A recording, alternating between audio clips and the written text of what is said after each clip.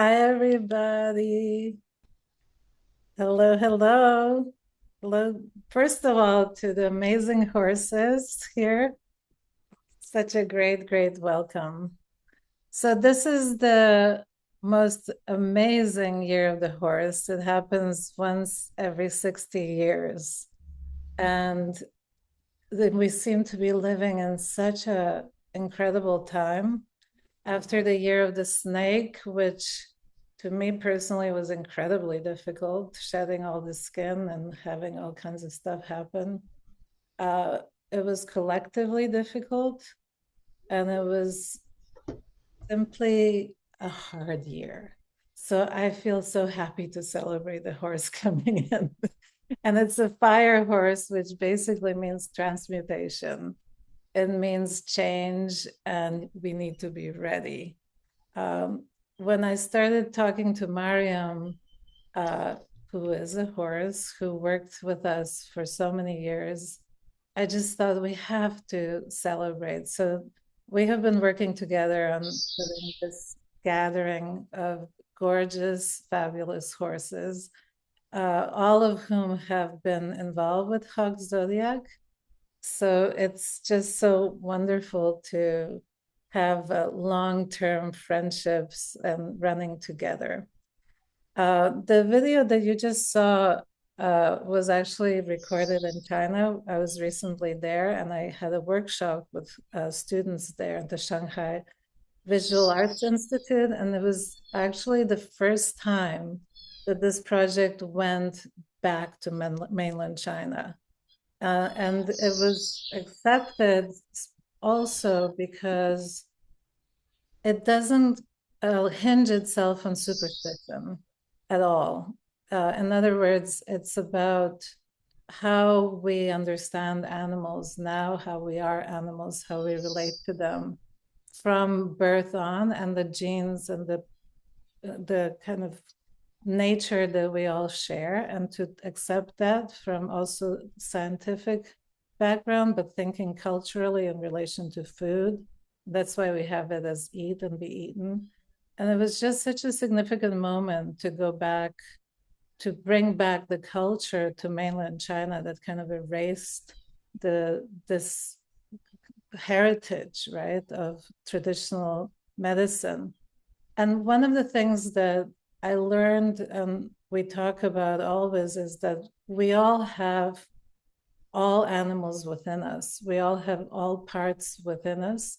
So every animal has a ruling organ, and the ruling organ for the horse is the heart, which is very appropriate.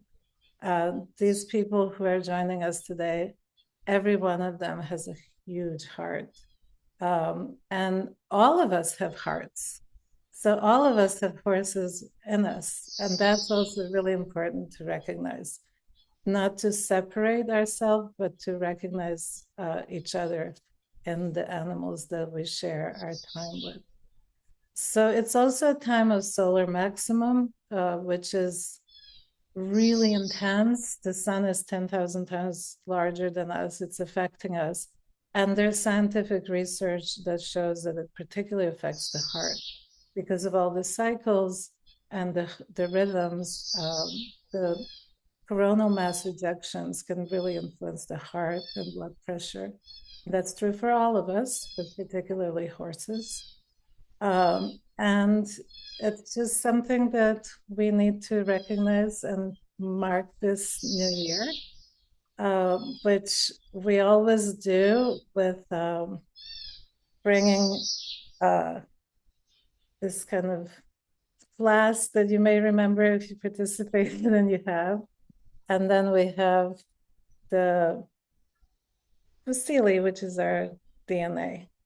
So I'll pass it on for Siddharth to briefly say a few words, and then we're going to do our introductions. I mean, our gratitude. Sid. Thank you, Victoria. And thank you everyone for coming. And as you all know, I've been collaborating with Victoria on this for so many years, and I've met so many of you almost 20 years ago now.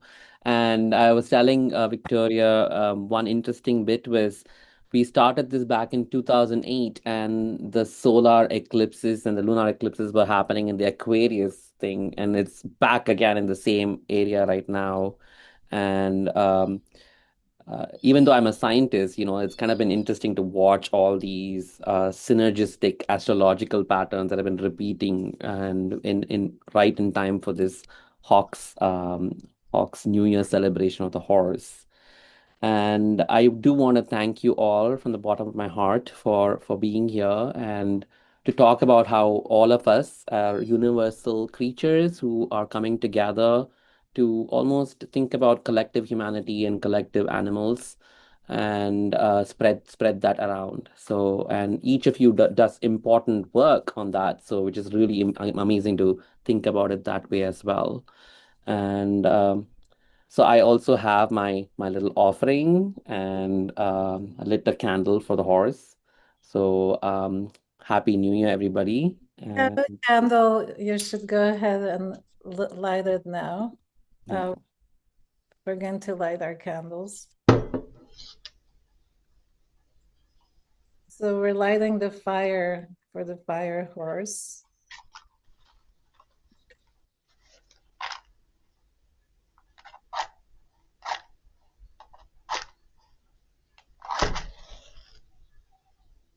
And it's wonderful to see Mariam, the beautiful horse that's been helping with the project so much. Patricia, who's coming in from Bristol, Katia in New Jersey, David in LA, Kathy upstate, Linda upstate. So wonderful to see friends also, and John as well. So we thank the animals for giving us companionship and being there for us to understand the deeper meaning of the heart, to be there for us for lab experiments, for food, for all kinds of sacrifices. And the horse is so important in our psyche. We thank you for coming, and we want this year to transmute into something much more beautiful. We want to bring the light in.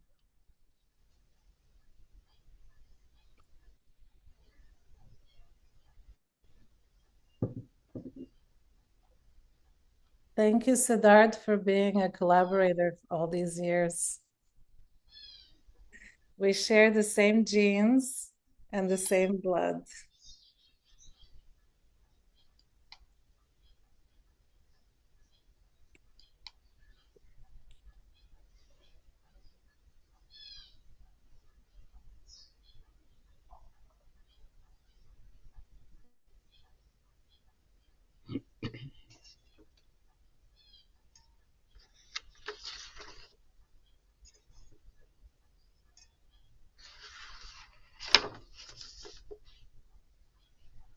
I got this in China to sweep away all the crap.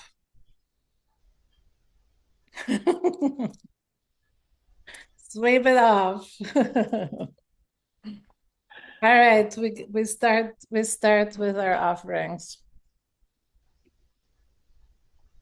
So we have the solar maximum going on, and we continue to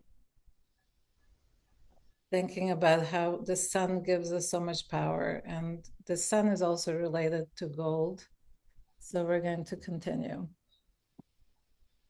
Bella, you can move on and on.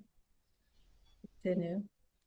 And this is the heart. So this is the source and the main important organ of the horse sign. And now we have the heart and the fire. It's pretty amazing year. And we just did our gratitude. And then for those of you who are joining us, those of you who are joining us, if you could go to the next slide, Bella. Next one. Continue. Yeah.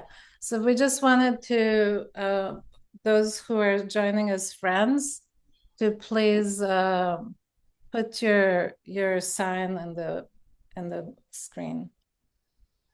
And by the way, yes, this is a reminder to all of us. When we hear a good story or see some good food, we all say, mm, that's our mantra. Okay, we continue. So we're going to start with Mariam. I really want to honor Mariam in a huge, huge way, just like everybody else. She walked into the Art Science Center, I think 8 or 9 years ago now. And this picture that you're seeing now is in the Pacific Palisades, where we had a Hug Zodiac dinner. She took this picture from above. And this place completely burned to the ground. If you remember the Palisades fires, it was such a disaster for so many and for Mariam as well. But the last time when we talked, she said if that didn't happen, she wouldn't have moved on to where she is now. And she's very happy where she is now. She may say a word about that too. But it was very, very difficult. And I cannot tell you how brave Mariam is. She has been working with us on Hog Zodiac for years. The gene fonts are created by Mariam. And she actually had a secret private party, Hawks party in Tehran, in Iran. I don't need to say anything more. Um, so if you go to the next slide, this is us before the fires. And continue. This is Mariam. Mariam also designs eyeglasses. Those are her own designs that she made herself. I'm still waiting for my pair. So between being a UX designer and a Hug Zodiac aficionado, she does these gorgeous, gorgeous glasses. So Mariam, it's all yours now. Thank you, Victoria, for the nice introduction. It reminded me of some good and bad memories, but in a good way. I'm very honored and happy to be here among all your beautiful people. I have met some of you in person, some just virtually. But I'm very grateful for this family, this network of friends, and I really I was touched by the power of community when this fire happened and how Art Science Center and Victoria helped me to rise from these ashes and be where I am right now in Arizona, in Scottsdale. I love this city. It's actually very similar to my hometown, Shiraz, and I feel like I'm in harmony with this current and with this vibe. So I'm very excited. And that fire happened for some reason. For not, I mean, I was not just affected by the fire. So many people was affected, and I'm sure that all those people found a meaning out of that disaster. And yeah, I'm very happy to be here and start this gathering with my offering and. Since I was introduced to Hawk Zodiac and the narration behind it, I've been waiting for the year of the horse. So I'm very excited for this new beginning with all this narration and all these stories behind it.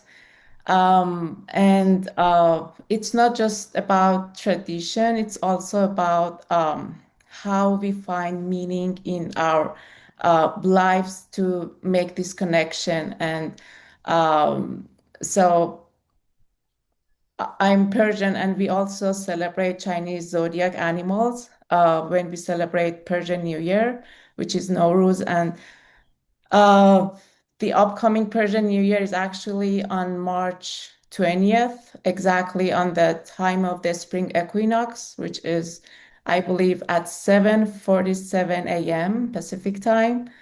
So we acknowledge the animal of the Chinese zodiac, and sometimes we put that animal as a symbol on our Nowruz table to honor the beginning of the new year. So I'm somehow familiar with the tradition, but in our own way.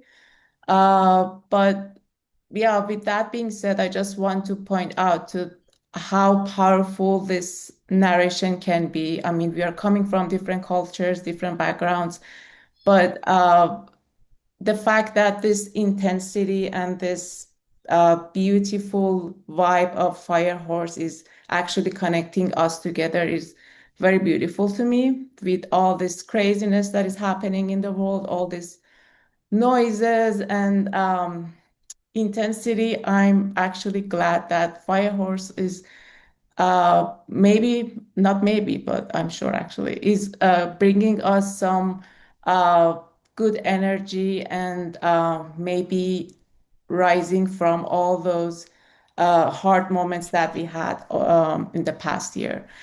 So please move on to the next slide. I'm sorry, you were forced to see my picture for minutes. But yeah, so my offering for today is saffron. First of all, because saffron is a big part of my culture. And then the second reason is that I really found it can resonate with sun and fire very beautifully because of its color and its thread. So I decided to talk about saffron for a few minutes and then offer my offering that is saffron tea. Um, Something that actually I love to watch is when I'm making saffron tea. Uh, the way that the color and the aroma is coming out of this thread is very beautiful. It's actually one of the most expensive herbs in the world, and the reason behind it is because it's handpicked, and you need to harvest thousands of flowers in order to just get a very small amount of saffron. And it's very hard to find authentic saffron, I have to admit, but I'm privileged enough to be Iranian and get authentic saffron from relatives that travel. So, and then please move on to the next slide. Yeah, so when I was doing some research, because saffron is part of my culture, so I know that it's used in cooking, it's used in traditional medicine, and sometimes it's used in artistic practices, but I had no idea that how um, connected this flower is and how it traveled through different locations through the time, just like gold. And so when I was doing my research, I found out that the Sufi people of Iran and like Turkish Sufis, they used to dye their robes with saffron, and then it traveled to India, and then Buddhism also embraced it as a substance to dye their robes and their garment. And then different cultures used saffron to color their manuscripts to represent gold. And all these like dots that were connected through these kind of like narratives was actually very interesting for me. And I found that how it traveled through different locations from different traders back then. It was originated in Persia, and then it traveled to Greece, and then traveled to China and India, and then through Spain, and then through Spain to the rest of the Europe and to the Americas. So I found this direction very interesting, and as I said, it reminded me of how gold traveled across. I mean, just that the narrative of gold traveled across the globe. So next slide, please. And yeah, this is some pictures that I found when I was doing my research and saw that how gorgeous this flower was used back then. And next slide, please. I'm just being mindful of the time, so I don't want to talk a lot. And these are the offerings. These are my offerings for today. On the left side, you see saffron, and on the right side, you see Persian rock candy, which is infused by saffron, infused with saffron. And it's like we are having double double. So I'm offering saffron tea today to all the beautiful horses. Hopefully you can see it. So the way that I made this tea, I just poured hot water on the saffron and put the Persian rock candy in the mug and let it just to melt. And uh, the other story for this Persian rock candy is actually it has um, the same characteristic as saffron because it is believed that in traditional medicine, it is believed that drinking saffron makes your body warm and keeps you away from sickness, the same as Persian rock candy because it's a kind of ancient crystallized sugar. And they are both like the best combination. And whenever you get sick, I mean, if you're Persian, your mom recommends you to drink some uh, saffron tea with Persian rock candy. So it was my offering to you. And once again, I'm happy to be here. And thank you, Victoria, for the invitation. And I'd love to put the spotlight on Linda and wishing everyone a great Year of the Horse. Thank you, Mariam. You should know that I'm also drinking saffron in your honor. And Oh, beautiful. everybody should know that Mariam was my dealer. Just to bring like the real saffron, and I'm worried because so much of it is fake. You actually can't quite tell when it's the real thing, but it's just it is gold. It's wonderful, and it's also endangered from all the climate change and everything else going on. So Mariam, Mm.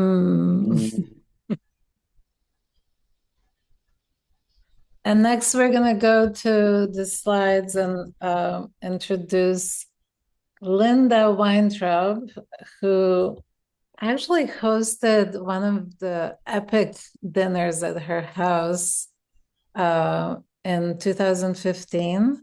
I think I have some slides.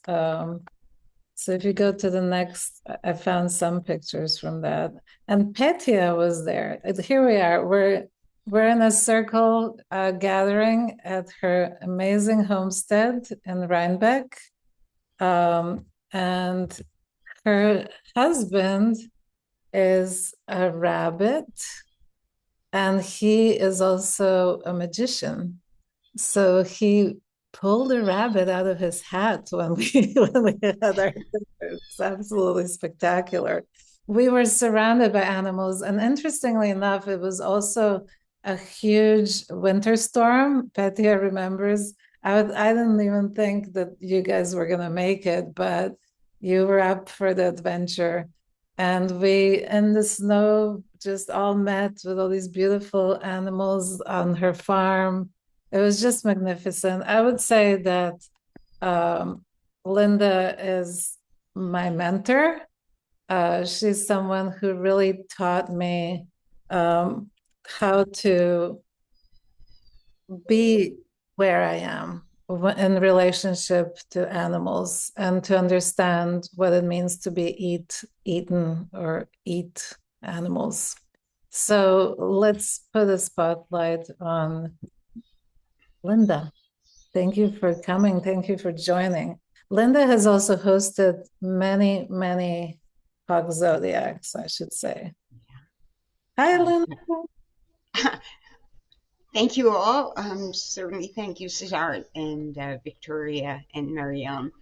The Hox has become a major part of my life because I have been invited to participate in so many, and I kind of committed myself to never making the same offering twice. So I have had to search my memory for this one since it's probably number 6 or 7 or 8. And I did not grow up in horse company. So it's always stretching. And the offering I have for all of you is a memory. It is as vivid today as it was 2 minutes after it happened, and it happened a long time ago. It was 1973, and I was in New York City, and I had just finished a day-long excursion through the city, and I was on my way back to the Port Authority to get the bus home. And I happened to be going through the theater district, and it happened to be 10 minutes before curtain time. And the particular theater I was passing at that moment was presenting Equus. Now, I don't know how many of you know about this play, but it was a blockbuster. It was a sensation, and people were clamoring for tickets. And it was being written about not only in cultural circles where they do theater reviews, but it became a kind of a cultural moment. And on an impulse that was totally improbable, I marched up to the box office and I said, "Do you have one ticket for tonight's performance?" And the woman gives me a ticket. And I look at it and it is cheaper, not more expensive, but cheaper than what I expected to have to pay for this unlikely situation that they would have a ticket available for me. So I expected that I would be seated in the last row on the side in the balcony behind a visible obstruction of some sort. But instead, I was ushered in and taken to the main floor. And I'm looking around for an empty seat in the back, but we passed the back and passed the middle, got to the front, past the front. I was led to the right and up a flight of stairs and shown a chair on the stage. So there I was, immersed in this extraordinarily emotional drama that had I had known something about, but there I was in the midst of it.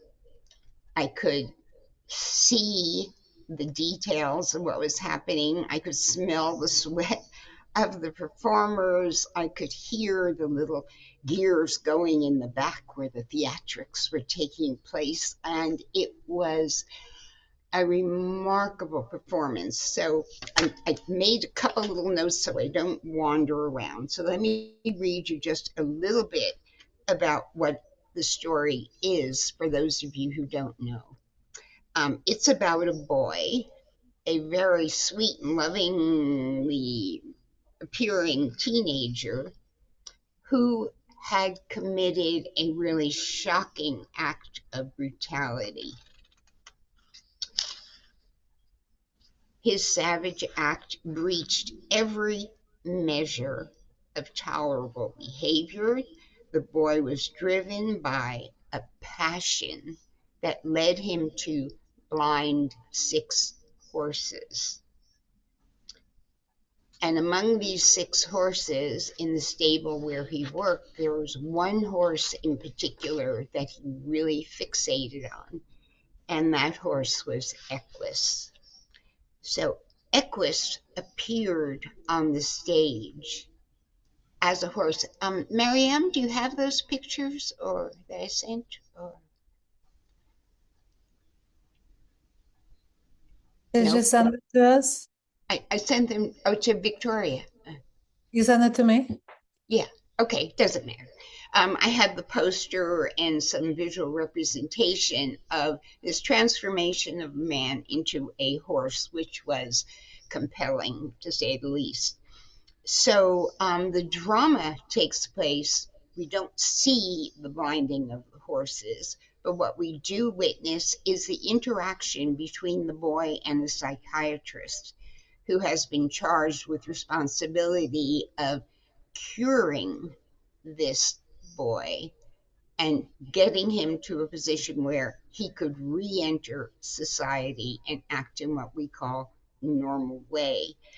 So the psychiatrist, over the course of this narrative, begins to consider, what does it really mean to adjust to normal living? And he begins to realize that that normality is really dull.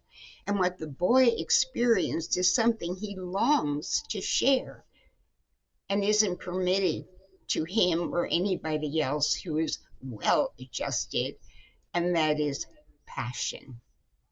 Mhm. So he realizes that to cure the boy has to relinquish the passion, he has to suppress his primal urges, and what he gets for this suppression is a bland, insipid existence that conforms to societal norms and expectations.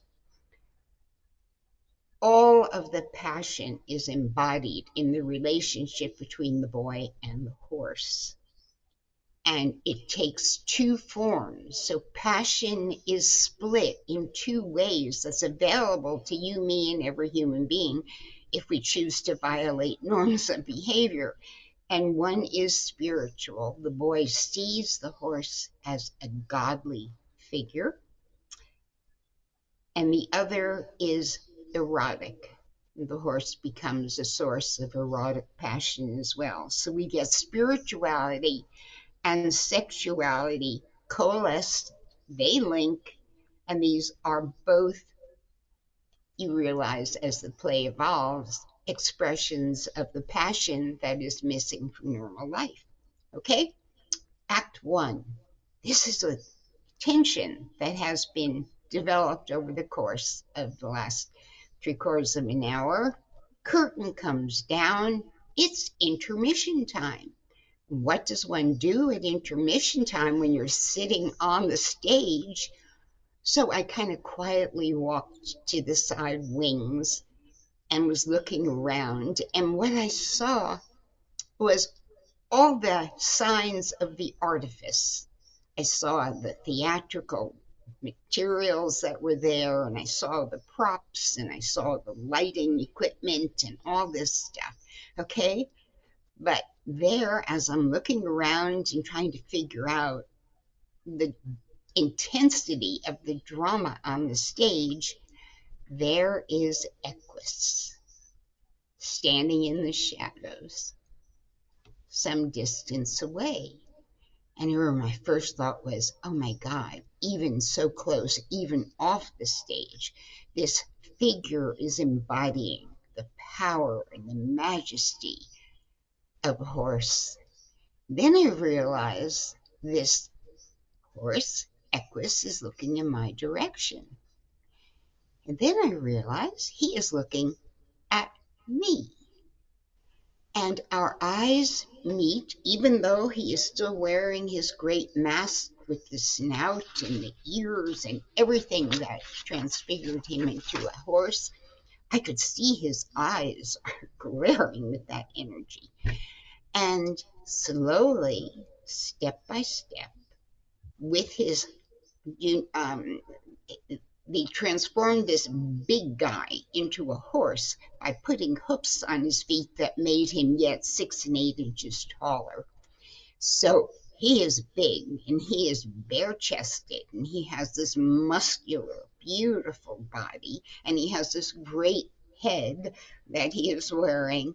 And step by step, he comes closer and closer and closer to me. And he comes, I looked up at him.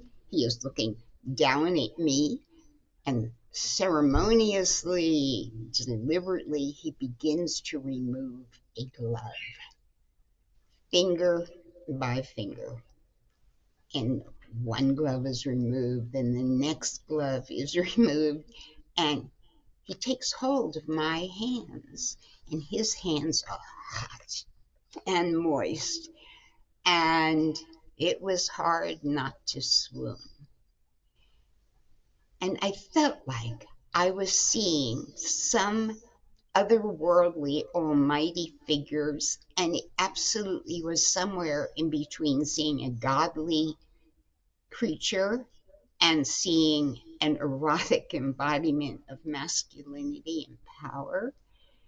And I've come to realize that the drama I exchanged with him in the wings of the theater was exactly the same drama that was being enacted on the stage in terms of exceeding the normal, feeling the fear and the exhilaration of going beyond that, and how the power of the horse can embody all of these extremes of relationship that is available to us if we're willing to violate the norms and the conveniences and the safety of common culture.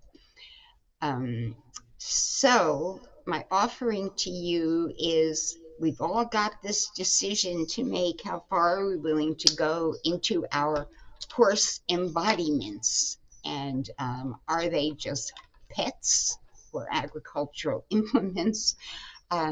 Or do we go deeper into their mythic kind of existence? For everyone, that's my gift. Thank you.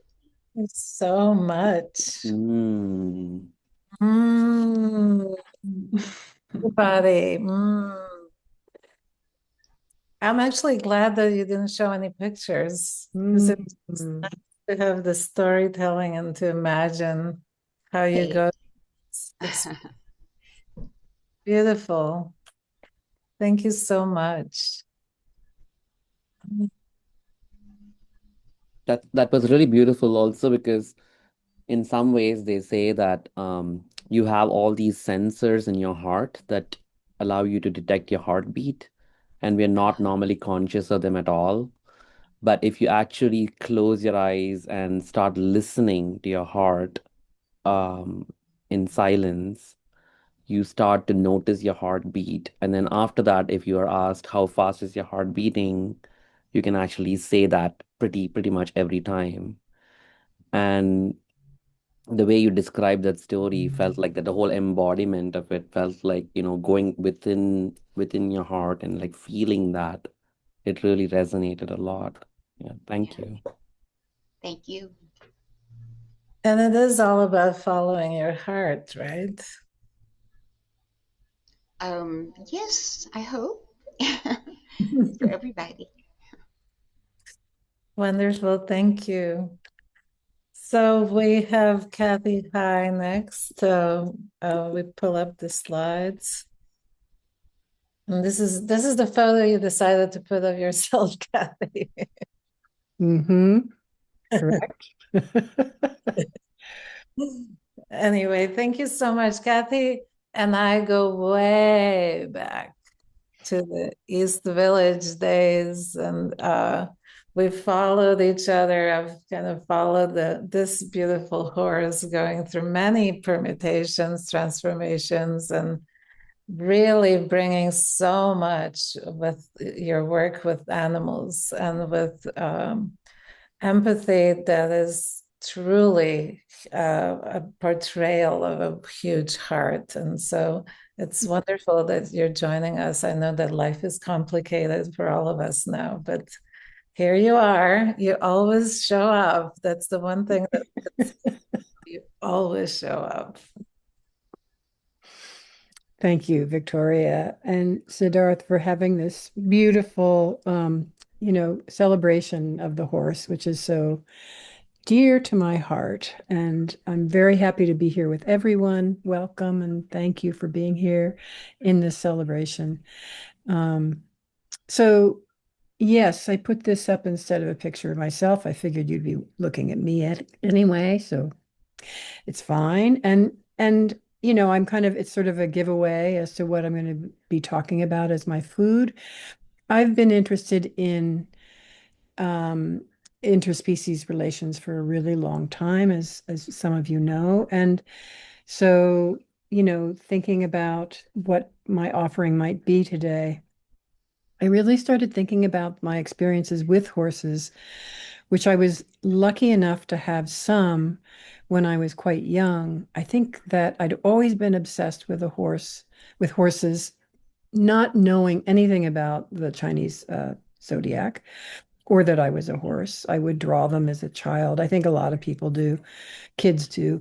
But then I was lucky enough to talk my parents for a brief moment into getting me some horse riding lessons, which I completely adored. And I guess they stopped because we couldn't afford it. So it was fine.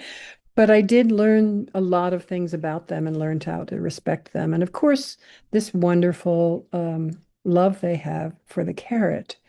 So if you could go to the next frame, please. Thank you. So my offering today will be the carrot. And we all probably are very familiar with this root vegetable, one of which is dear to a horse's heart. Um, and I think that, it has a lot of different implications. The carrot is, we are so familiar with sort of like the carrot or the stick, you know, they use something like this to as an enticement. The carrot is like a reward. But I also was really interested to look into some of the other kind of meanings of the carrot. I know when as a kid I was told to eat my carrots so I'd have good vision.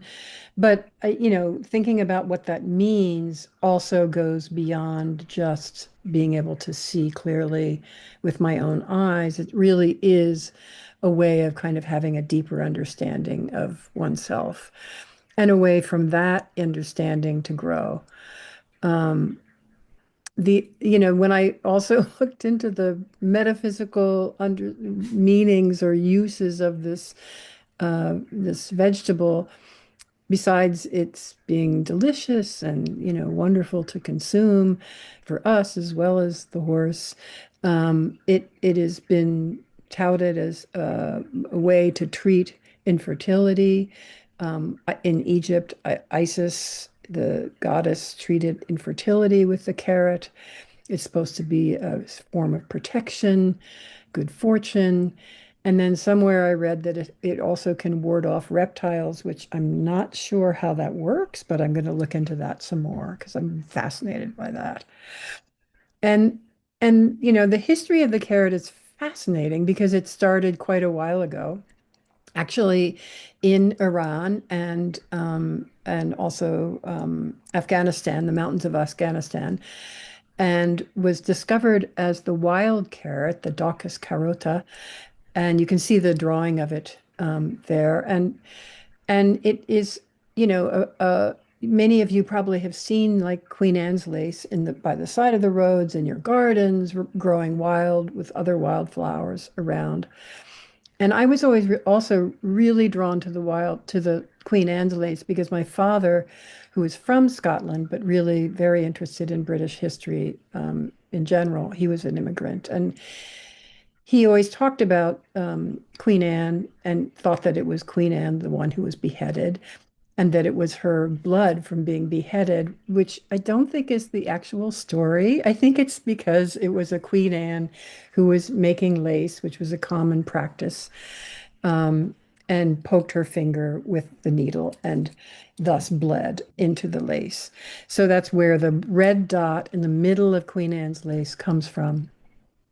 But my fondness for Queen Anne's lace also is interesting because if you pull it out of the ground, you'll find this little root that looks much like a carrot.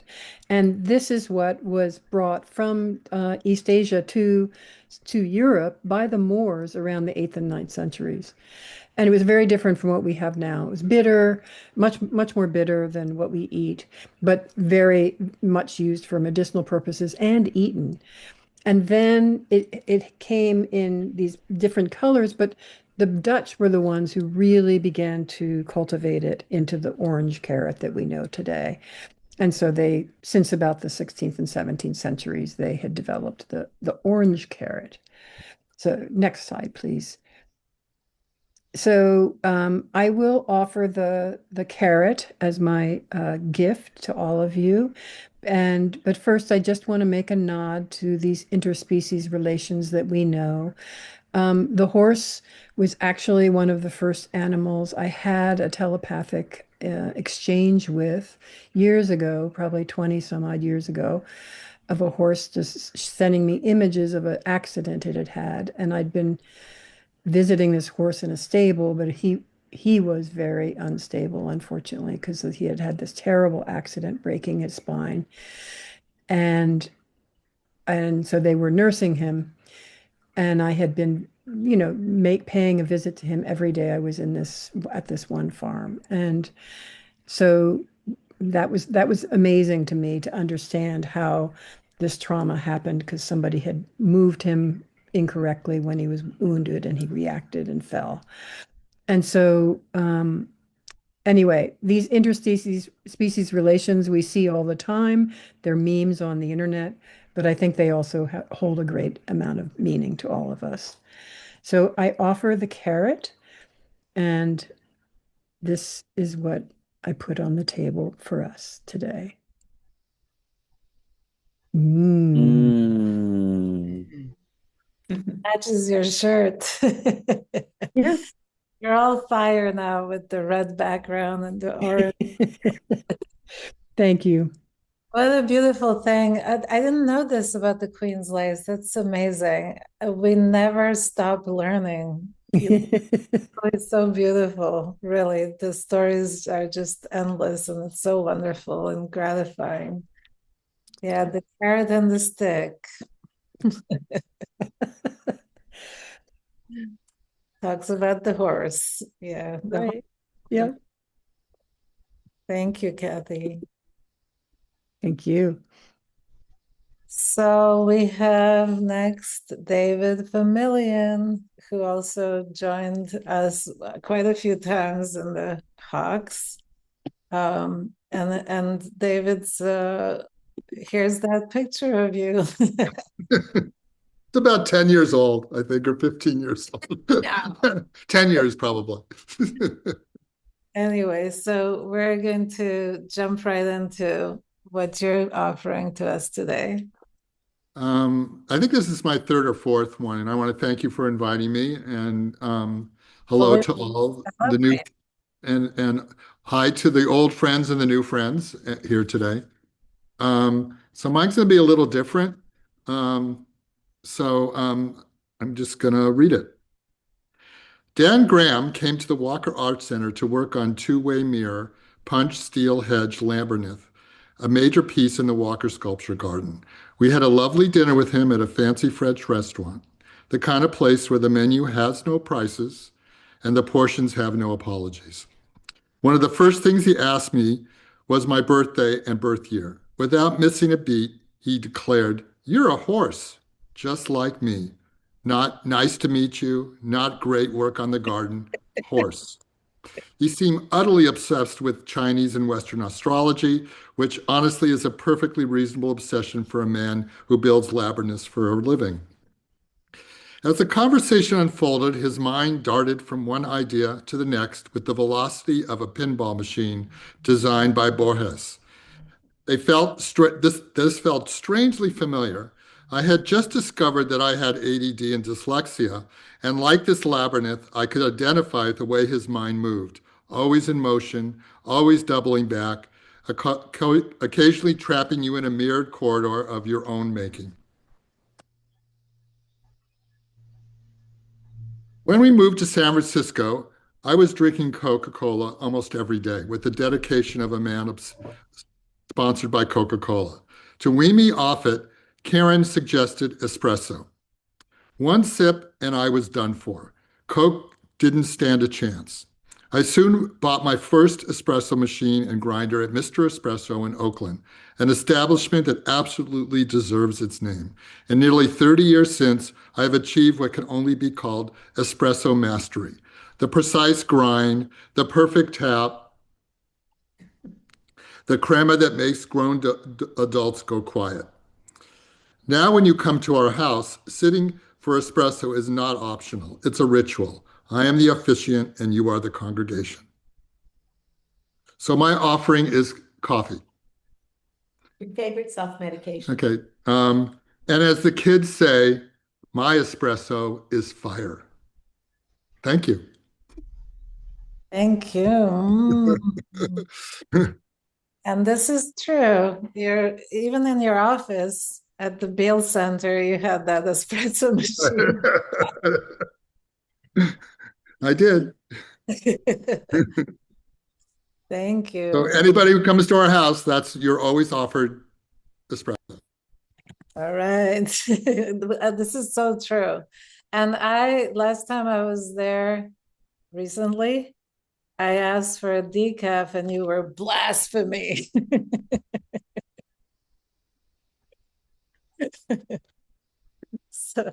But somebody said, to my defense, that those of us who go for decaf are actually into the flavor and the taste and the smell of it. We're not there for the caffeine. No, you don't agree. It doesn't have that self-medicating effect, especially for someone with ADD. Yeah, well, for me, with my blood pressure, I have to keep it on the down low. I know. I understand. But I wouldn't give it up. I just love smell and taste and the ritual, which I was denied at your house. It's because you brought ground coffee instead of whole bean. If you brought whole bean, I could have done it for you. Thank you. So Branko Metzger was not able to be here today, and most of you do not know him. So I will introduce him because he played a really interesting role in the Hawk Zodiac. This is a table that was set in Croatia in Montona, in Motovan, which Petja is familiar with. And together with Nana Snežana, they created one of the most magnificent Hawk Zodiacs to date. And he will have a picture of the whole gathering. It was just incredible. But what he did, he said he couldn't come for other reasons, and he's also shy. He won't admit it, but he really is. And he's not sure about his language, so he sent a poem, and I will let you listen to it, even though it's in Croatian, and then I'll translate it to you with my own translation. So you can go ahead and play it. Rođeni smo pod kopitima iskre, u godini kada vatra ne šapuće, nego pleše. U našim grudima uvijek je bilo nešto nemirno, nešto što ne pristaje na uzde, što traži horizont, čak i kad drugi vide zid. Vatreni konj ne hoda, on juri, ne sanja tiho, on zapali san dok još traje noć. U životu smo učili da plamen može grijati, ali i spaliti, da hrabrost nije buka, nego spremnost da opet ustanemo kad pepeo još lebdi u zraku. Kroz godine smo mijenjali pejzaže, ali ne i svoju iskru. Naša snaga je pokret, naša istina je strast, naša sudbina je transformacija. I kad zastanemo, to je samo da udahnemo zrak prije novog galopa. Jer mi nismo stvoreni za stajanje, mi smo rođeni da gorimo i da osvijetlimo put drugima. So this is a poem he wrote to me that he sat down with a cup of coffee, David, And all of a sudden, it just kind of came to him, this poem. And I'll just give you a sense of it rather than to try to translate it, because poetry is very hard to translate if you think about it. But what he was saying is that the horse and the power of the horse is all about transmuting and burning and rising from the ashes and going into the next galloping moment. And that's what he's feeling now, that we're at this stage where we're moving into the next moment. It's a very beautiful poem. Again, I find it very difficult to translate. So I'll move on to the next person. Meredith also couldn't make it. She's actually, if you say here, if you read here, she's neighing hello and good fortune from the air over the Great Plains. I just was in Chicago. She was there too, and she's flying currently as we're here meeting. So she was really feeling bad not to be able to join. But we wanted to give her 5 minutes or 2 minutes. And interestingly enough, both people that couldn't make it sent us poems. This is a poem from Wisława Szymborska, who's Polish. And I'll let Siddharth read it.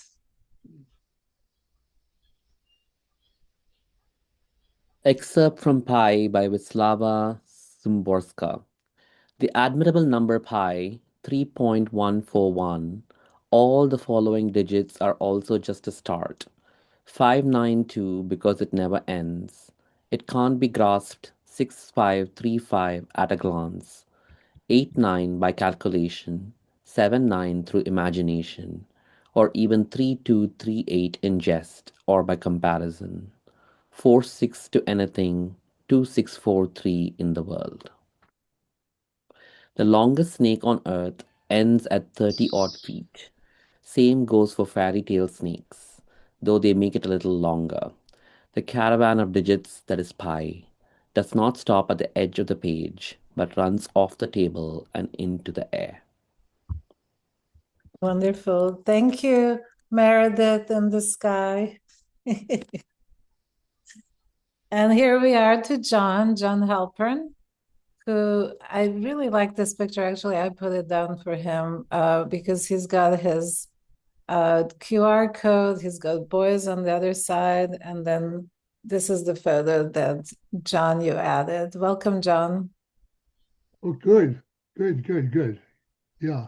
Well, I'm embarrassed because there's a Why? certain aspect of feeling raw and vulnerable, and the other aspect of being empowered by vulnerability because, one can be aware of being vulnerable, and there you can navigate the energy of passion, anxiety, the force.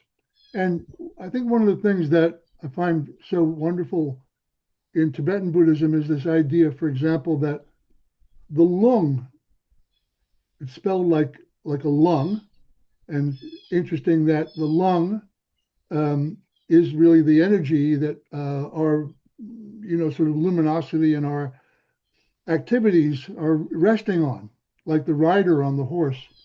But the lung in Tibetan means the wind horse, that wind, that force that we're talking about, that sort of is infused with prana energy, with oxygen transported through the lungs and the bloodstream and all this business. So I just wanted to go into that for a moment and say, I'm quite okay with this state of, high sensitivity today. And I attribute that to the astrology, the movement of Victoria's inertia and generosity and love to create these communities and family gatherings. I'm reminded of Carolee Schneemann because Carolee used to convene a Libra party, which I'm sure Linda was aware of, and I want to have a shout out to Linda and to Barbara, who we all met during a time when I was in a great trauma and crisis. And I want to go back to, for a moment, a childhood experience, Kathy, where I was at a place called Camp Susquehanna, a mountain camp for boys in Pennsylvania. And by the way, I live right near the Susquehanna River here now with my wife, Emily, my partner. And so here I'm riding on this horse. I would go away to summer camp uh, 8 weeks in the summer, every summer for 5 years. But when I was very young, maybe 8 years old, I was put on a horse called Snorty. And Snorty, of course, did have a lot of wind horse and energy. And I'm like not quite a very experienced horseman or equestrian at that point. And I didn't know that my sign was a wood horse, by the way. But anyway, um, all of a sudden, Snorty decides to jump over the rink, over the wooden fence of the riding ring where we were being trained. And then we're like galloping high speed down this hill toward the barn. And I'm trying to take, with the reins, I'm trying to turn Snorty around so I could control this passion, this power, this, enormous vitality that this horse was out of its own control. And so comes the question of the rider and the horse. That rider of the horse is our awareness, our consciousness, our sensitivity. And when we're really interconnected with the horse, then there's this unity of, as Linda mentioned, passion, and the unity of navigational consciousness with this incredible force of nature. That's the wind horse. Anyway, as Snorty and I approached the barn, the gate to the barn was closed. And we came within about 8 or 10 feet, maybe 12 feet of the gate at full gallop. And I realized that if I wasn't smart enough to jump off that horse at that moment, I'd be crashing through the gate. So the poor horse ran through the gate and broke its neck and had to be executed there, right in front of me. Now, this was all sort of like this enormous epic display of the drama of everyday life. Anyway, of course, they always say, if you get thrown off the horse, get back on the next one. So they literally put me on the next horse. Within 15 minutes, I was back up in the ring riding again. I just thought it's interesting to talk about these things because I think that when we all met at Linda and Andy's house in Rhinebeck, about 10 years ago or more, I don't remember, 10 years ago, maybe, Linda. Barbara was there. In fact, I'd been recently divorced, not sleeping more than 2 hours a night, if I was lucky, for about 10 months. I was down to about 185 pounds. My normal weight is 220. And I was pretty raw. But the opportunity of this trauma threw me into the possibility of letting go of my own conditioned ideas about a self, about role playing in relationships in the world. I came from a family that was very transactional in its love. And I had to finally, after 50 years, literally, of trying to shake off this conditioned psychological imposition, let's call it, I became slowly aware of how to work with my own energy and how to be the rider on the horse. So this is why I have my my reins and my, you know, the rider and the horse, this incredible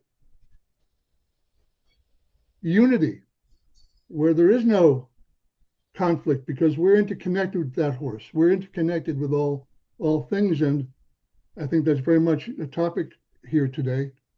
The food that I'm offering is not solid; it's empty, and it comes from this cookie form, which I created in Switzerland, and it's called Alps, and that in German means the Workless Project Switzerland. Worklessness in Switzerland is called Arbeitlosen, lost work. And yeah, thank you, Linda. Thank you, whoever's navigating there, Victoria. Ella. So out of this negative form comes all of this positive stuff, and it comes with, with the handwork, right? So this also we have to recognize this idea of the beast of burden, the horse and the power, and harnessing the sort of ambiguity that unemployment gives us, or the trauma of having a loss of identity, a disorientation, a compass without a needle. So then we come to the Alps. Actually, literally, you see the mountain range, the meadows, my cousin, the cow in the field, and the relationship between, material and emptiness. So this is a project that I'm going to hopefully recreate here in Delaware County, New York, where the dairy industry went bankrupt because of all the urgency for water in Manhattan, the urban center. So all the valleys were flooded, the dairy farms disappeared, and water was brought to New York, and the watershed was created here. And now, of course, we have all these New Yorkers who've come back to Delaware County, and there's no milk, But there is this potential to be a community, to look forward, to work together. So thanks very much. And Thank you, John. It was a beautiful, beautiful story about a male horse being vulnerable. That means a lot to this group. oh yeah, oh yeah, oh yeah. It's okay to be raw and get used to the unknown. Make friends with ambiguity. That's one of our greatest tools in social engagement. Thank you all. So we're going to see if my daughter, who is a horse and carrying a little horse, is ready. She said she's on borrowed time. Okay, she is. There she is. There's my little horse. Hello. Oh, darling. It would be a miracle if I didn't get interrupted, but so far so good. And I've loved hearing all these stories. We are currently in a new home that we closed on Friday. It's Sunday. I am in overalls with a pregnant belly. I'm 5 months pregnant. Oh, here we go. No, I just started. Oh. Do you want to say hi, Kristen? I just started. This is the worst timing. Oh. Can you say hi, Mama? What's all over your face? Look, it's Nana. Nana. Hi. Hi, hello. Hi. This is Christo, one of my creations. Hi, Christo. Krista, what are you eating today? He's a dragon, by the way. He's a golden dragon. All right, so Christo is having trail mix with melted chocolate chips. Are there chocolate yes. chips? Can you say So chocolate chips? We don't have a food offering because we're in trail mix territory. So we're kind of camping out in our new house, painting, building, and all that stuff. And I'm gonna make Christo go with Dada. Go with Dada. Try to tell a story. Mama's almost done. So anyway, I'm painting this room and trail mix is a great food offering. Please enjoy the trail mix. I was hustling to leave to make it to this event, and then I remembered that the horse is the animal of resilience and creation, and I am in the midst of both of those things. So I'm painting my new kids' room. And I've been painting during your stories, and it's so much better than a podcast. It's been wonderful. So here's one of my creations. My year started off with at 11 weeks pregnant while my mom, Victoria, was visiting. At 11 weeks pregnant, I had horrible abdominal pain and ended up having to get an emergency appendectomy. So your appendix is where your womb is. And it was at the time before I told many people I was pregnant. And there were lots of hurdles to jump, pun intended. And we had the surgery. And while the surgeon was in there, he took a photo of my womb. Because it was right next door. And our girl survived. Of course, we knew she would, although it was very risky. And actually, our surgeon had done thousands of appendectomies and had to be honest that he'd never done one on a pregnant woman before. And so it was a moment of bravery for this fire horse. As we're in the continuation of creation, and I'm here painting pregnant in our new home, I just felt the urge to sink into the current resiliency in creation. And David, you said when you hop on one horse, you hop on another. And I thought about the fire horse and how fast the fire horse is galloping. And how fast we're going to keep having to hop on and off. Horses have always been my dream. My first job, even before babysitting, was horses. I cleaned horse hooves and brushed horses for $10. I love them and I've always wanted them. And I know that it's a luxury. And so I don't know what stage of life you guys are all in. I'm 35 and I am pregnant. I have an almost 2-year-old and we just purchased our first home and it is a little farm. And it came with, when we saw the property, I loved it. And then the real estate agent said, it actually comes with these goats. So Dorothy's very happy to hear that. It's my house. My husband's like, okay, let's make sure it's your house, not just because there's goats. And indeed, it's our house and we're here and there's goats. And what's really interesting, this must tie into us fire horses at some point, is before we moved in about a year ago, a pregnant deer jumped into our goat pen, what's now our goat pen, and gave birth to a baby deer and then hopped over the fence. And the baby deer could not leave the fence. So the baby deer grew up with the goats. And so we also have a deer. So we have 2 goats and a deer. And so, on my way to getting my horse, I think having a horse is kind of like a later down the line thing, but manifestation, resilience, creation, painting, just it really feels fiery and nonstop. And so I guess that's my offering.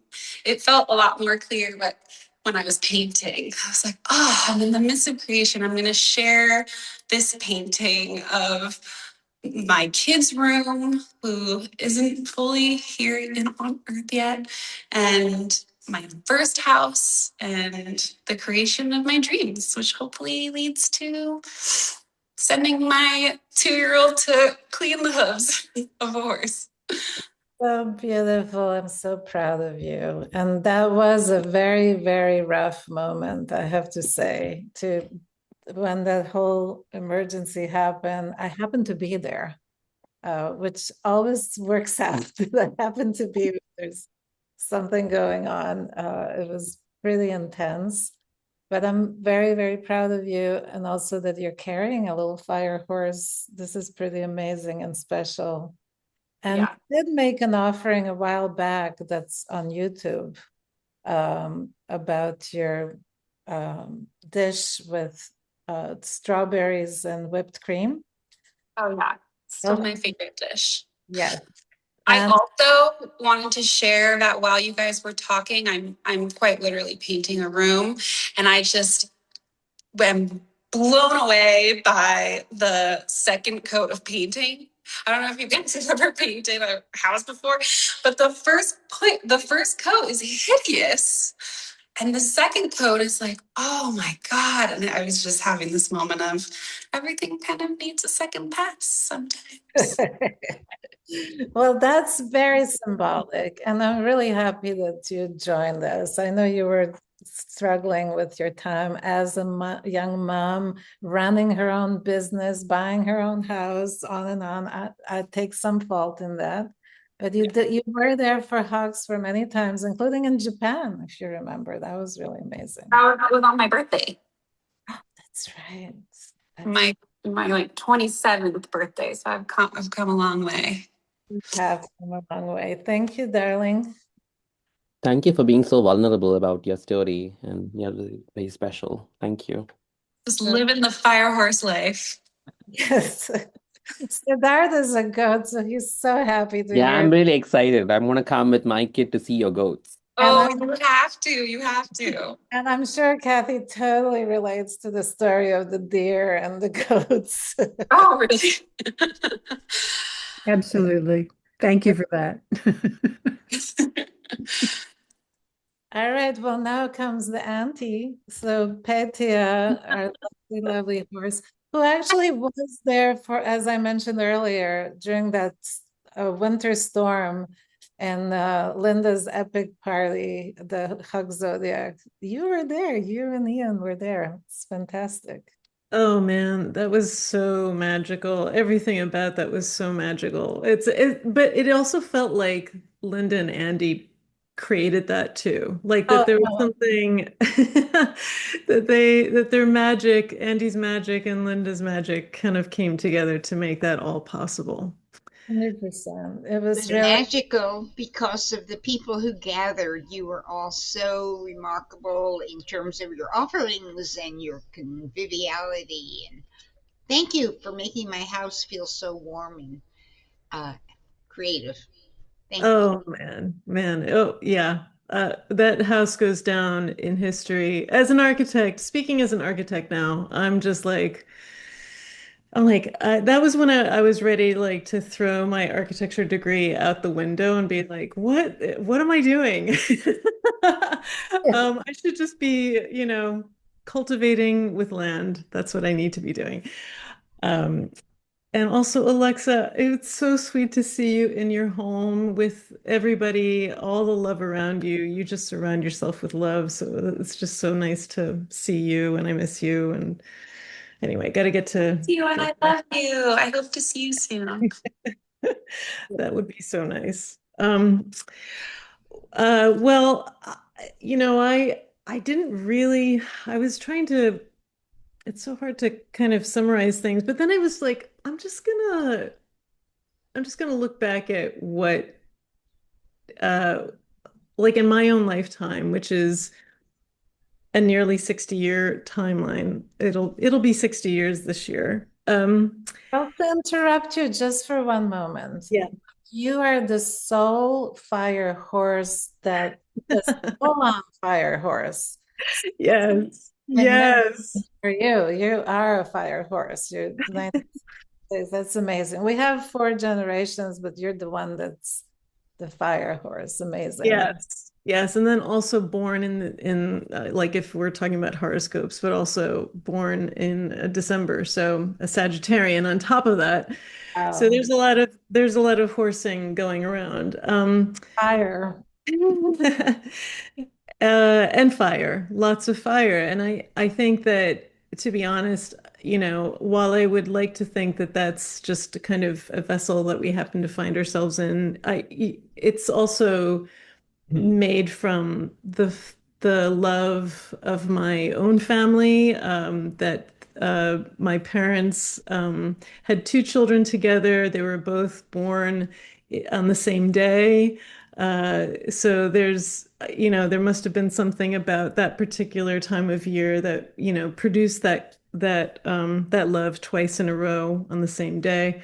Um, I think the adventure spirit of my parents, there's sort of like two versions of my parents. One is that precedes me, where they were a happy couple in Bulgaria, seeing their country change in ways that really prevented them from seeing a future there. And then created this union between each other by virtue of my sister becoming born.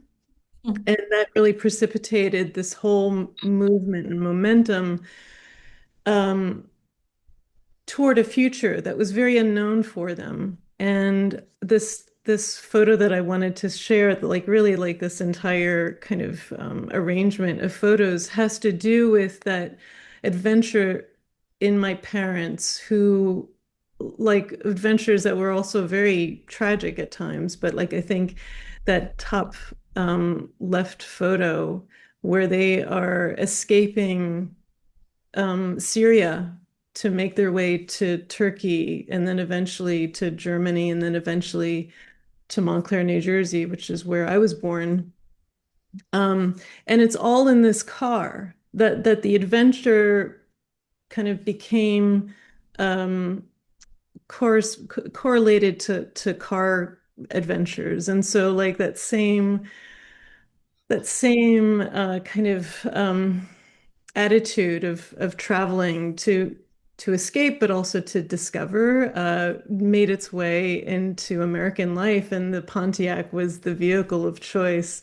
So that car that you're seeing my mother and my sister and I leaning on, it was just like one of many, many adventures. And I wanted to just introduce that sensibility of who I am as a horse, that has always been a part of my ethos, that I always want to be challenged by by my preconceptions. And so I'm sharing a couple of other images where I don't have the photo, but I remember, Victoria, when we talked about this was actually up at your house where there was a hawk zodiac again, and I was sharing the story of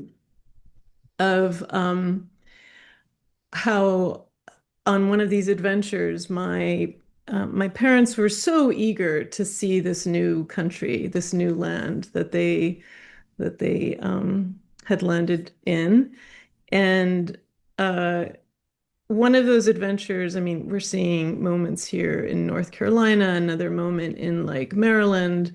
Um, but there was a particular moment where they went to Minnesota.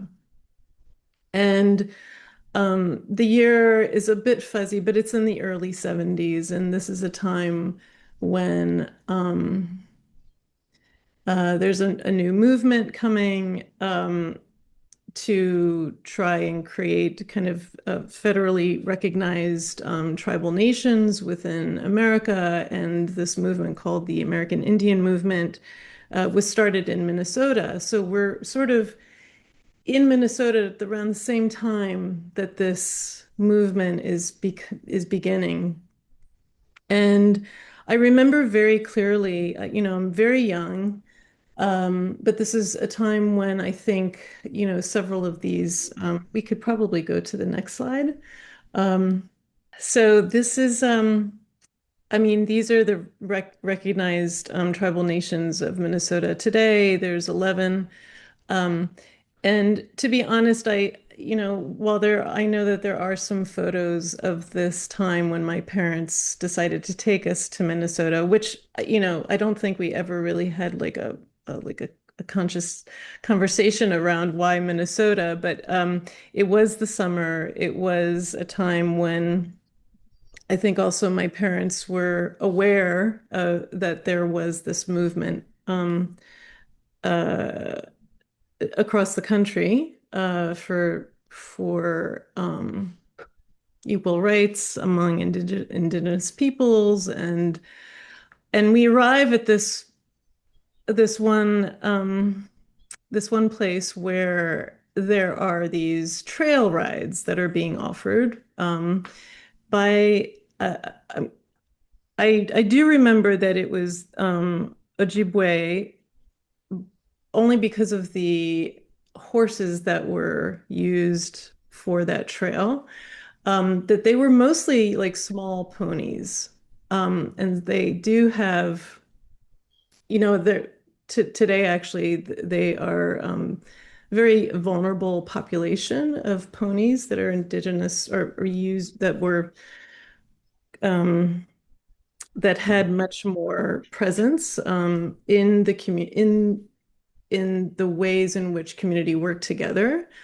Uh, but in this instance, I was just a 4 or 5 year old kid who was enjoying a pony ride on Princess.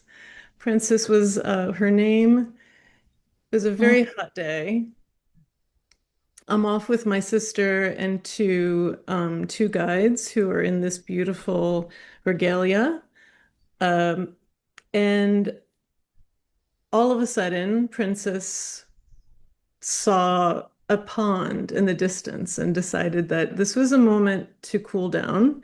I'm not very heavy, I imagine, so I am heading toward a pond, and I'm incredibly excited that um, I'm also bareback on this horse. And I don't know if anyone has ever experienced bareback riding, but it is really transformative. I mean, once the saddle comes into play, it's a different kind of relationship. But that was bareback. And my, I think that when my parents allowed for me to go on, there was a lot of questions that the guides had, like, can your daughter swim? Like, will she stun and the animals? They were really concerned that something might go wrong. And it was probably the first time I remember them just letting me go and letting me explore something, probably without realizing what the possible dangers were when a pony sees a pond.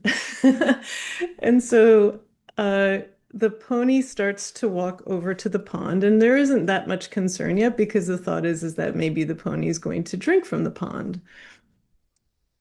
Until then, it becomes more clear, not for me yet, because I'm too short for my legs to feel the water, but it is becoming more clear to people around me that that Princess wants to go into the pond to do something that apparently she has done before, which is to roll herself in the pond.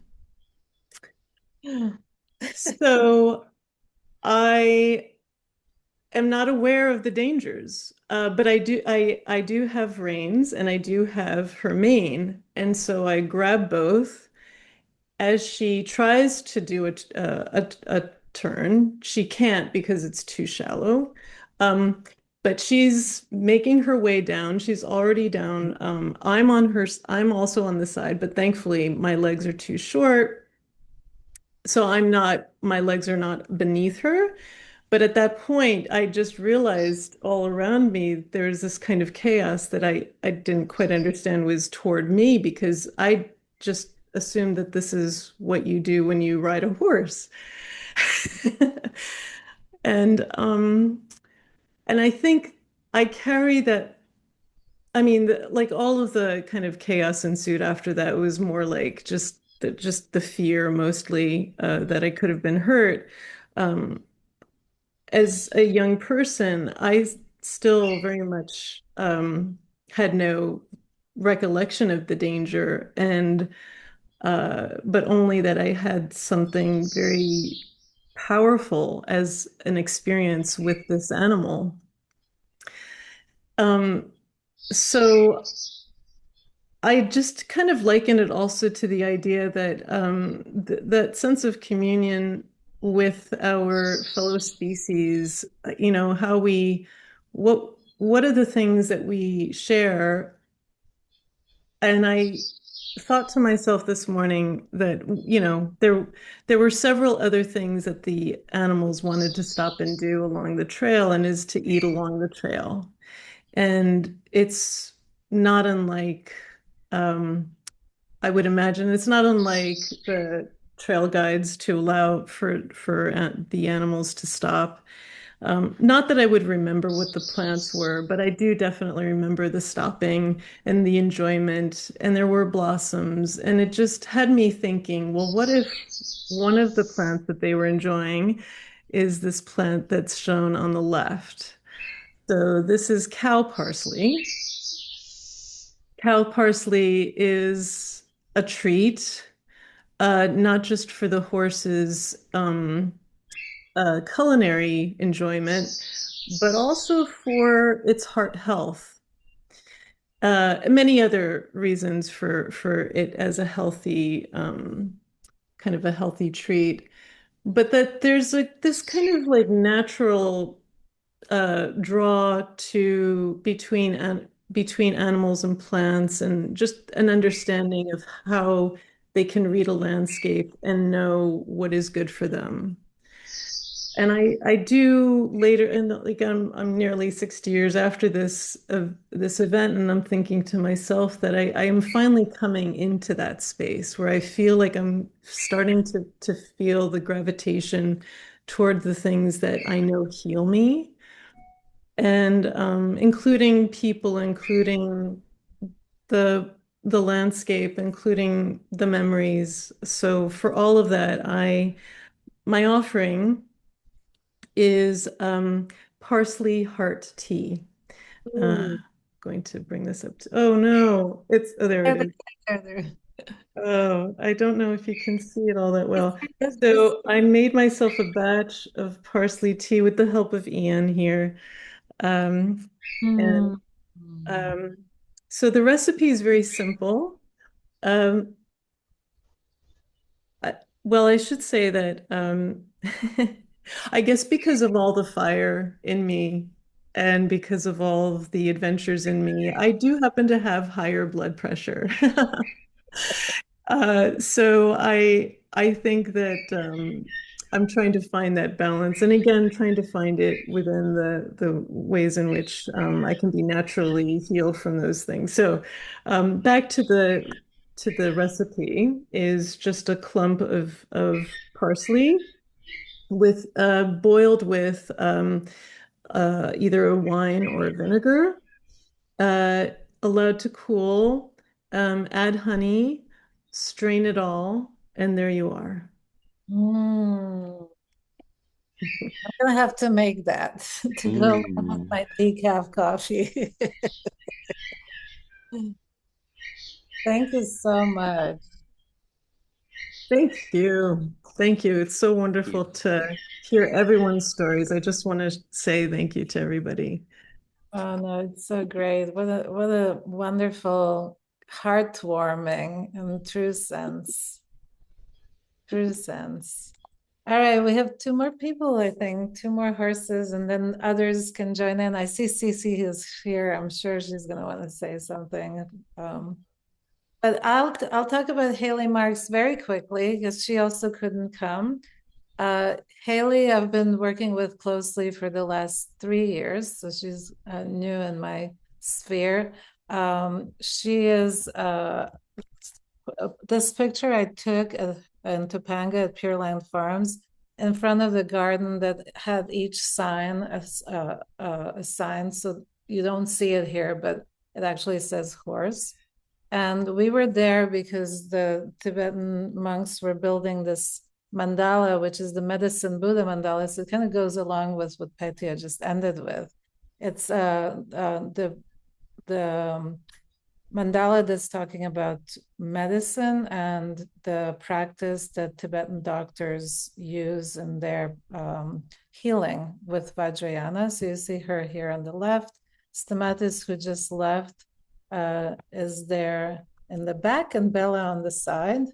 And we were there because we were actually starting a new Nana Mandala. And because I could not have her here, she's also in between places. The horses, it's normal. I, I, I want to share with you a 2-minute video I took of her when I went down to the basement to get ready. We had a Tibetan monk come and redo the center of the mandala so that she could image it. So if you could play that for everybody. Leave, you know. This is where she's keeping it so it doesn't get messed up.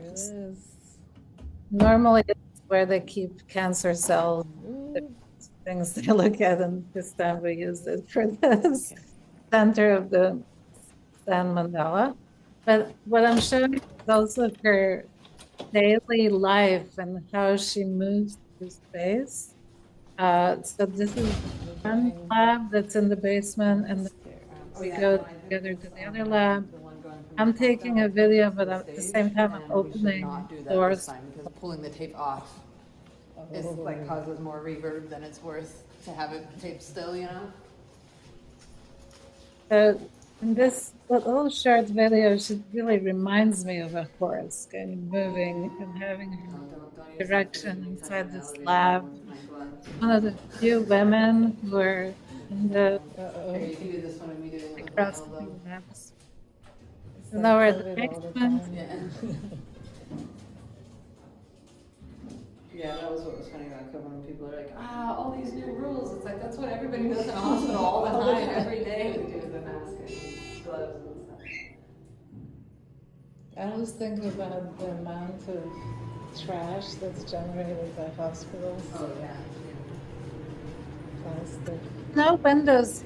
We work We reuse things in the hospital. We go to backfilling 8 hours a day, 5 days a week. And it's just so meticulous and so amazing. And he really loves working with us because we bring in flowers and herbs and sand mandalas, some other stuff from like sickness. And now you see where we were going to. And here we have a complete setup specific for failure to. This is the stereoscopic. This is going to be a little scary because this light is It's right just on the as edge. scary as doing it with the photo camera.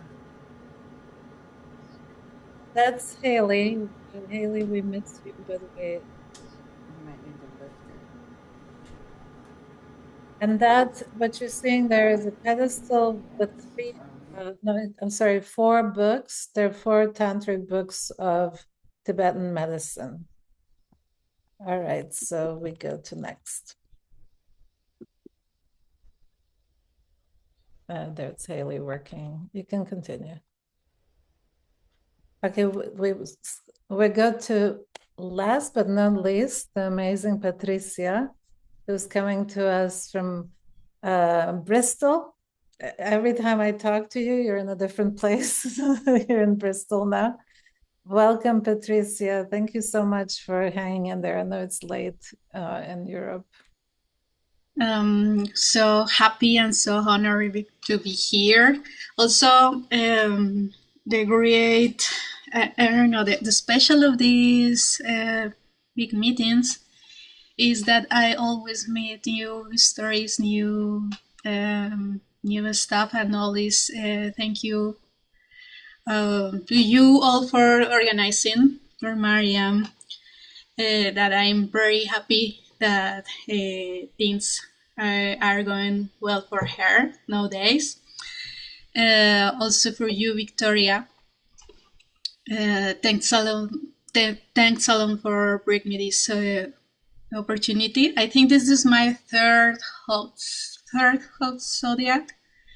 We remember. I remember that one we make after the pandemic. I mean after the first one in person after the pandemic. Then that was very special to me, and thank you all for sharing all the stories, for share with us the offerings. And if you can show the first slide, if it's possible.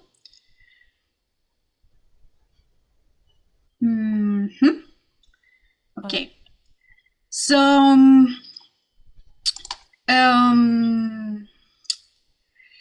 we are celebrating now the fire horse. But fire can only exist if there is oxygen first. And oxygen, when it rests in its liquid or solid form, shines in a light shade of blue, like a quiet secret holding a small, cold light. In English, people use the phrase feeling blue to name sadness, as if a person's soul turns blue when emotions are at a low point. But in Spanish, we don't use that expression, it's not common. But when someone falls into a deep sorrow, we say that they carry a horse depression, because the look in a grieving person's eyes resembles the gaze of a captive horse. An animal that loses its sparks when it's separated from those it loves. Horses are social beings, and their happiness comes back only when they are near to their family. So, yes. So, today, I just, as my offering, I add the English captions to the song Caballito Azul, that is then translated to Little Blue Horse.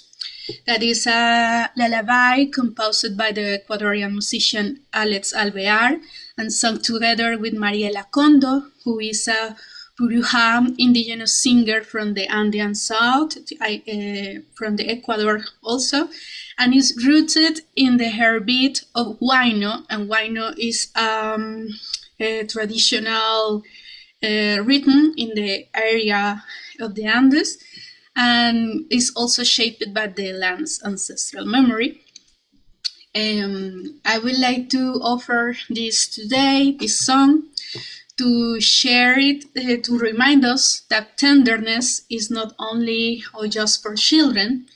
Tenderness is an ancient force, is a kind of warmth that we all need to help us to face what comes next. And as the horses, I am because we are, and in community we find balance, shared breath, and rhythm that carry us. Also, sadness is part of our journey. Without sadness, we wouldn't recognize joy, as there is not fire without oxygen, and there is not darkness without light. For remember, compassion begins with oneself, and to reach our dreams, we must lose the fear of closing our eyes and wait for the little blue horse. So, yes.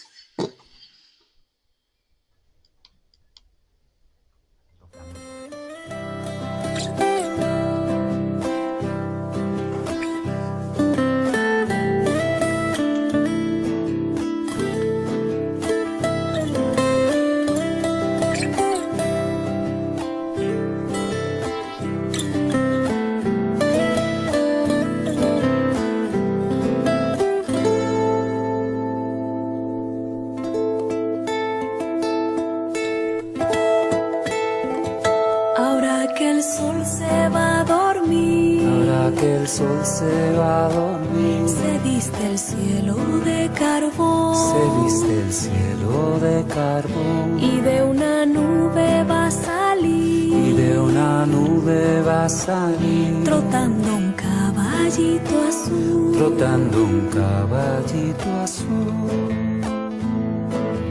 Toro tiki, toro tac, va trotando sin cesar. Toro tiki, toro tac, el caballito azul.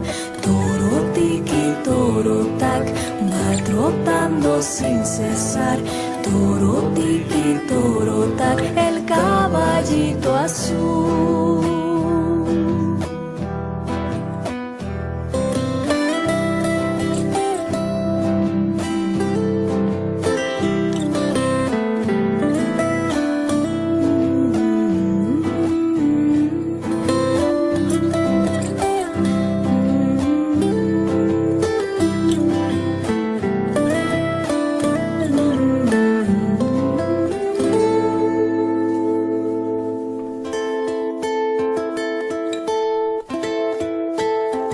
Si los guambritos sienten que, si los guambritos sienten que sus ojos se quieren cerrar, sus ojos se quieren cerrar, es porque pronto llegará, es porque pronto llegará, trotando un caballito azul, trotando un caballito azul. Sobre su lomo viajarán a la tierra de los sueños, despacito trotará el caballito azul. Toro tiki, toro tac, va trotando sin cesar. Toro tiki, toro tac, el caballito azul.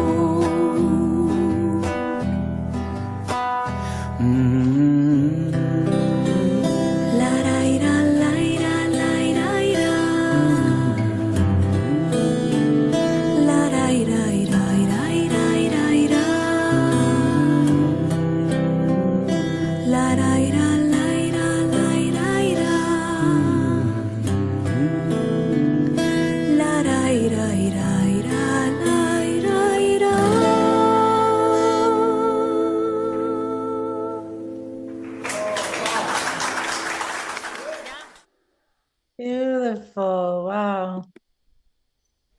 Blue horse. I love that image.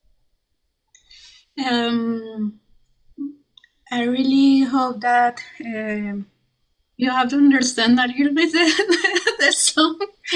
I will try to translate as much as possible to maintain the meaning of the song. But this is simply, and I didn't want to record again in English because her voice is so deep and so wonderful that I wanted that all you enjoy that that song in their original shape. So I also defend that blue horses are fundamental to have fire and red horses. So thank you so much. And I'm so happy to be here and sharing all with you. So lovely, and just showing Haley and the medicine Buddha is blue, by the way, and it's considered the healing color. So it just went perfectly with what you were showing. Wonderful. Thank you, Patricia. Your jacket is still in our studio, by the way. And the jacket says Sandoz Rebellion. That's right. Your presence is there constantly. We love you. Cece Hart is a snake, and Siddharth and I were floored by the hog zodiac that she organized for the Year of the Snake in San Francisco at the conservatory. It was just stunning because she's such an artist, but also the friends that you have were all just so full of expression and incredible joy. So thank you for coming. I know you said you had something special in relations to horses. I'd love to share it. I do. So a couple of things. I want to give a shout out to David Familian. I also have ADHD and I tend to forget to eat. That's especially when I'm doing creative projects. And so, David, my little snack that I brought myself to keep myself nourished when I realized I hadn't eaten in a long time is cheese, which is something that's a horse food, and also some almonds.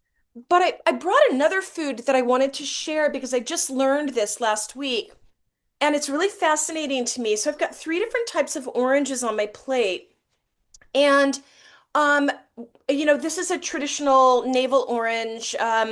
This variety is actually called Song. It's a Chinese navel orange, and I bought them for the Lunar New Year. And we're all familiar probably with blood oranges, which are red. And these are red because they have anthocyanins in them, like colored carrots, like the carrots that Kathy showed in her photograph that had all of these different colors of carrots. It's the anthocyanins that make this red pigment. But there is a mutant orange called the Cara Cara. And this is a fairly recent mutation. This is not an engineered orange. This is a mutation that happened at the Cara Cara Ranch in Argentina. And it was just one bud spur off of a tree that produced these darker oranges. You can see the difference between the traditional navel and the Cara Cara. Cara Caras have lycopene, which is a red pigment in fruits and vegetables. So it's the red in this orange that gives it this outstanding color. And I thought with Hawk Zodiac, we talked so much about genes that it would be kind of fun to bring mutant oranges to the party. Um, so one of the reasons why I was up all night, and hey, I just dropped my cheese and I've got to get it before my dogs get it. They will do that. And my dogs are dogs. They're from the year of the dog. And I will not be at all surprised if one of them shows up in a moment. So I used to be a costume designer, actually still somewhat am, and I've always felt the absence in our current language of attire because I think that attire is a language. I've always felt the absence of headwear. We don't really wear hats all that much anymore. Sometimes they're considered like overly ornamental or what have you. But I sort of feel like if attire is a language and we take hats away, that's like taking away some fun adjectives or adverbs, and we're left with a less rich language. So one of my favorite things to build is actually hats and millinery, and this is the hat I made for the Snake Fest for my Hawk Zodiac. This is Stella, and she is a sparkle-headed cranium rattler. Although her rattle's missing right now, I don't quite know where it is. And she's built on the backbones of a 45 record. And this is Thomas Dolby. She blinded me with science. And then everything else is materials that I had in my art closet. A lot of recycling put into this because I believe that the snake is the ultimate recycler. So for our fire horse, I made a fascinator for the fire horse. Oh, And it includes oh, a, a sort of Chinese brushwork style horse illustration. I made this ink last night, and it's made from the paper ash left over from a ritual that I did on February 1st. My family's from Ireland. In Irish culture, February 1st is the feast of St. Bridget. She's the fire goddess of Irish culture. And I did a little ritual for St. Bridget, and I took those ashes and I made my own ink, and I did this brushwork of the horse to sort of adorn the crown of this hat. The rest of the hat is entirely made out of paper. So this is the California Lottery's Daily Derby game. I've never played it, but there's a bodega in my neighborhood, and I took all of these Daily Derby tickets that have a little horse. You can't see the horse all that well, but there's a little horse on them. And then the ribbon is raffia, which is paper, which also burns. This is homemade. I made this lace with paper and a hole punch and some other things. These are matches because it is the fire horse. And right behind the matches is strike paper. So the paper that you would use to strike a match. And because this is a year of fierce energy, it's also a year of fierce prosperity. And so the inside of the hat is $1 million bills. Yes, you can get fake currency in $1 million denominations. With the inflation, it makes sense. Yeah. And then a little writing on the inside that this is a fascinator for the fire horse, and I nicknamed it Money to Burn. And Nice. there also is some paper lace here. And so when it's worn, I'm not putting it on because some of the I need to put a fixative over the horse before I really actually wear it. But it has this kind of cool halo effect where you have the look of somebody who's sporting a massive money halo. And then, of course, on the other side, we get to see all of the horsey wonderfulness. And so today is my birthday. And Oh, yeah, happy birthday. I stayed up super late making this, and the most joyful thing to me is to bring in this next year of my life, making art and getting to talk with my Hot Zodiac family. So thank you so much for having me today. Cece, you are so amazing. You're honorary Hug Zodiac person. Just this hat is off the charts, really. It's just so incredible. I'm really happy with it. I can't wait to find an excuse to wear it. And I hope I don't go up in flames because it's totally flammable. Happy birthday, Cece. Thanks, Sid. I appreciate it. Oh, that's so wonderful. You always bring so much joy to us, and your work is so smart. I've been fascinating, and I totally love following you. Wear it now. She's in San Francisco. Yeah. So I would have to pin it and plate this. So these little ribbons, the little red ribbons, that's how you pin it on. But I'm afraid if I don't secure it right, I don't want it to drop because I still because this is homemade ink, and it's gonna need a fixative over it. It's made from ashes, alcohol, a little bit of water, clove oil to keep it from decaying, and honey as a partial fixative. And so once it's set, then I'll wear it. We need to have a show of your hats. I mean, you have some incredible work that I've seen. Wait. You somehow muted. Check the mute button. This is for next year. This is my hat. No, this is Sid's hat, and I'm so sad that I said I didn't have you wear it when we were That's in okay. San Francisco. I was so busy that I forgot to bring the horns. But my goal is to actually make a hat for every animal. And Yes. Victoria, the one that I'm working on next, I actually have it partially made. It is a bone tiara for the boar queen. Oh, Yes. And we'll have to get a photo of you wearing it. absolutely. I'm waiting. Sounds amazing. All right. Thanks. Thank you so much. You just brought a great, joyful way to close our day. Unless there's anybody else who joined who wants to say something. I know Ian wanted to say something about Petya. Ian, is he still around? Ian, are you there? Maybe not. Maybe not. He is. He's coming. He's coming. Good. Yeah, I just Hello. hey, Oh, you're echoing, so one of them has to be muted. yeah. There we Let me go. turn it up here. No, go ahead.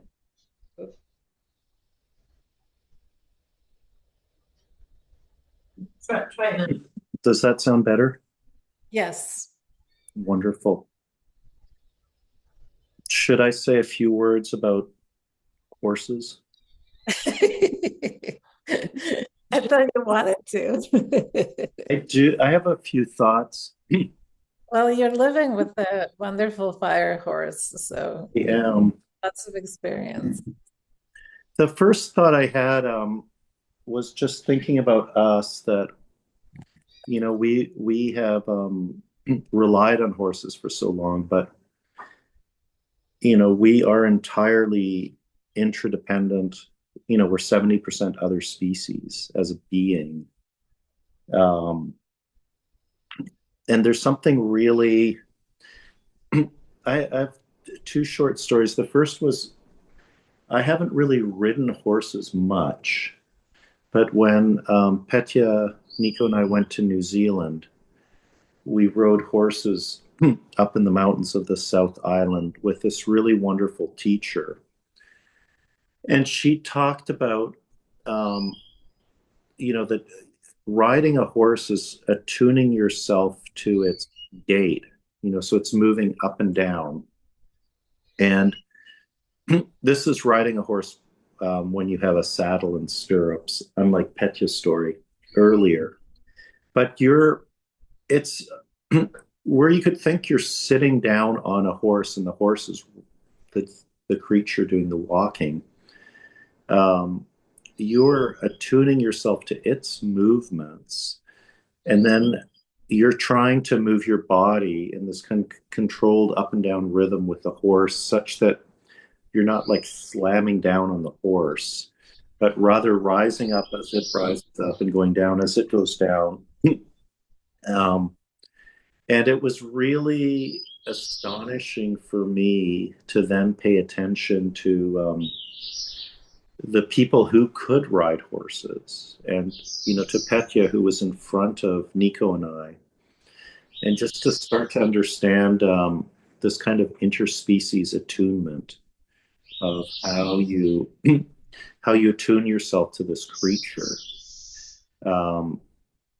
The other story I wanted to say was so horses go way back, and they were in all continents, and they've been around for 50 or 60 million years. And the horse we know as a horse, there are so many varieties of astonishing horses. But what's really beautiful about the interspecies part of horses is that they've always had, all the varieties have had these long heads. And as grass has started to emerge on the planet Earth in all sorts of ways, some of these horses changed their teeth from like human teeth. They're even the molars are like three-dimensional to much flatter teeth, so that they could grind the grasses. And so the beauty of the horse is, unlike all the other animals that have co-domesticated humans and we've domesticated them as they domesticated us, so like cows and sheep and goats, what have you, is the horse doesn't need the humans for winter. So sheep we feed in winter, by harvesting grasses and hay and straw and what have you. But horses, because of their long faces and their sharp front teeth and flat molars, they have no need for humans ever. So their relation to human co-domestication is one of a much more radical independence, rather than needing us to survive the winter. And in fact, it turns out that the first horse domestication happens in the steppes north of Iran, in the Caspian steppes. And the horse is the creature that allows humans there to survive the winter, mainly because it could survive the winter and we ate the horse. So there's a really interesting interrelationship with humans and horses that's super fascinating. And I and that's all I have to add to this wonderful, beautiful moment. It's been so enjoyable to hear everybody's stories. And it's very, very touching and very moving.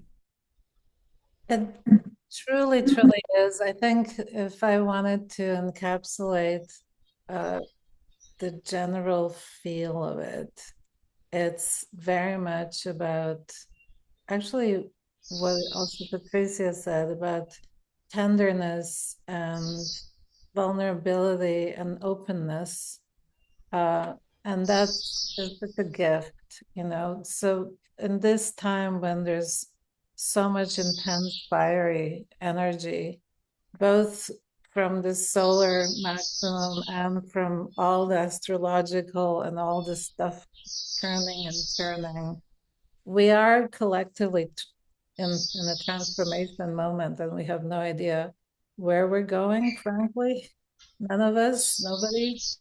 But we do have community, and this is so important at this point, that more than ever, in my opinion, to have like-minded people who can get together and be vulnerable together and share ideas, stories, food, the simple stuff that's so wonderful in life. So I think everybody, and I know Siddharth feels the same way, we just keep going with this because it's just so beautiful. And everybody gets to say something. And a lot of these dinners, it's just so noisy and it's small talk, and one dominant person takes over and nobody comes to say a few words. But here everybody gets to speak and to be open and to share. And it's just lovely. And Mariam, thank you so much for being the real collaborator you are, the kind of force energy that actually motivated this. It was really because of the Palisades fire and the course and you and the transformation and the positivity. You know, when I talked to you with everything you lost, that you just also felt that it's a new, it was just wonderful. So everybody. Thanks everyone for joining us today. It was wonderful to see and meet new people and hear your stories. And I had some moments of proud when I heard the name of Iran for being the original birthplace of some, like for the horses, for the carrots. And yeah, thank you. It was wonderful. Thank you for your saffron. It's really important. And unfortunately, Iran is always under attack. So we're just hoping that peace prevails and we don't have some more suffering. And I just wanted to ask if we could end with just 1 minute of silence and just hearing the birds and just hoping that the world quiets down and the fire transforms into something that's food and not destruction and war, because fire is what brought us food.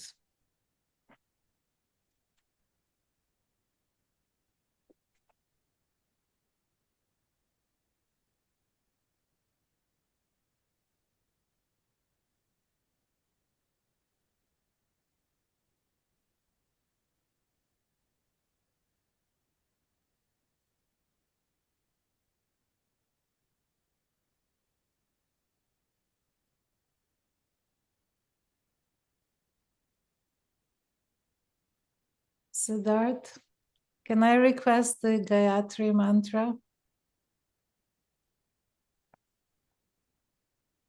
ॐ भूर्भुवस्वः तत्सवितुर्वरेण्यं भर्गो देवस्य धीमहि धियो यो नः प्रचोदयात् ॐ शान्ति शान्ति शान्तिः Thank you. Thank you, everybody. Lots of love. Let's see your hands, everybody. Bye. Have a rest of a good day. We'll see you. Thank you, everybody. Oh, that was beautiful. Cool. Bye. Bye. Bye.